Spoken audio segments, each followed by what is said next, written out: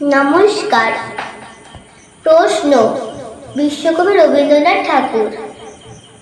মাগো, আমার ছুটি দিতে বল, সকাল থেকে পড়েছি যে বেলা। এখন আমি তোমার ঘরে বসে করব শুধু পড়া পড়া খেলা। তুমি বলছো দুপুর এখন সবে, না হয় যেন সত্যি হলো তাই। একদিনও কি দুপুর বেলা হলে বিকেল হলো মনে করতে নাই? আমি তো বেশ ভাবতে পারি মনে। সূর্যি ডুবে গেছে মাঠের শেষে, বাগদি বুড়ি চুবড়ি ভরে নিয়ে শাক তুলেছে পুকুর ধারে এসে। আধার হলো মাদার গাছের তলা, কালি হয়ে এলো দিঘির জল।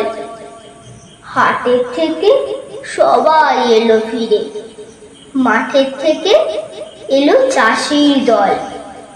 মনে কর না উঠলো সাঁঝের তারা, মনে কর না সন্ধে হলো যেন।